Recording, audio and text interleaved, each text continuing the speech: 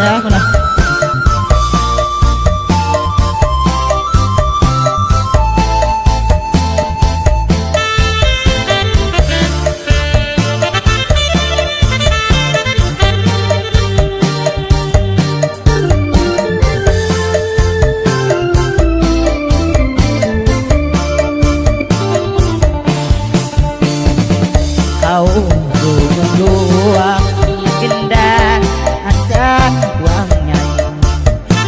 คน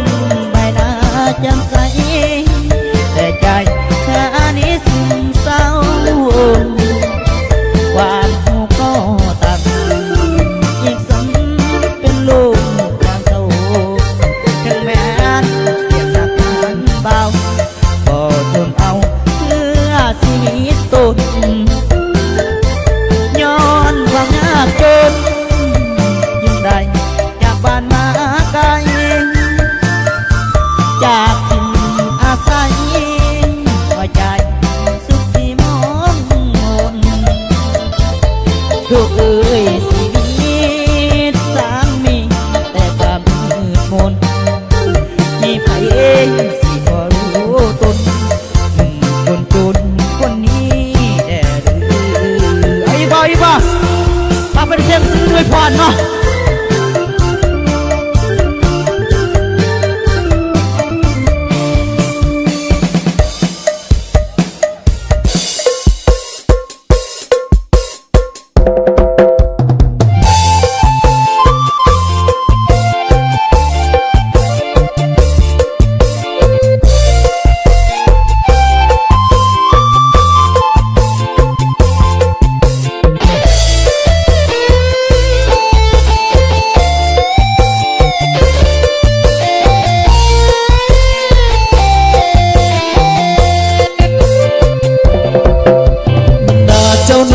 สว่างปานดวงอีกเกิ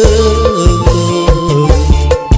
รอยยิ้มหวานมาน้ำเธอเดือนหน้าแรงน้ำจนมาเมื่อยเมื่อแง่น้องนางฟ้าสมแสผู้เบาหน้าตาแห้งๆได้รับเกียรติสบตาก็ซึ้งใจ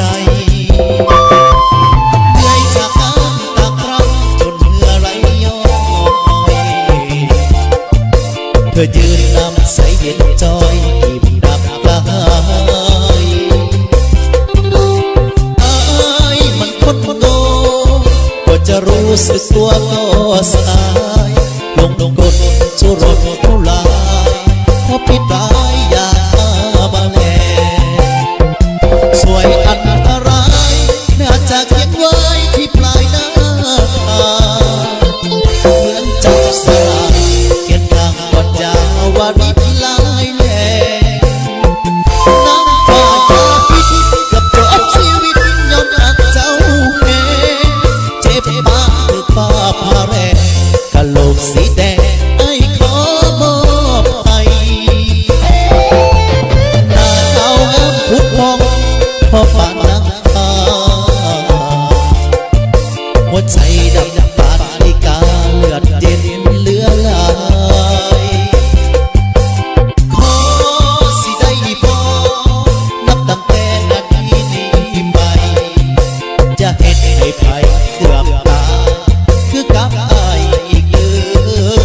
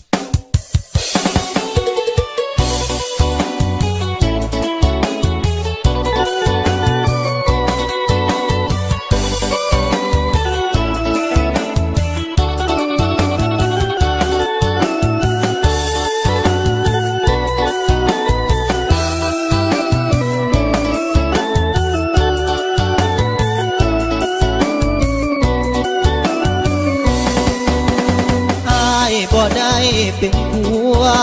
ทุนหัวอย่าเฝ้าไหลนี้บ่ได้เป็นสามีคนดีอย่าเฝ้าเหินห่าง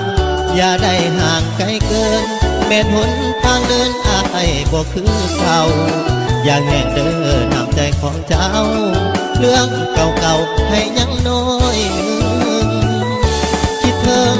คิดทอดอ้ายสิกอดเอาไว้ข้างในแม่นเจ้ามีคนใหม่ผู้เต็มใจต้องไปไกลห่างหนทางเดินบ่เห็นกำลือเวียนน้องมานักทางอีหยังเด้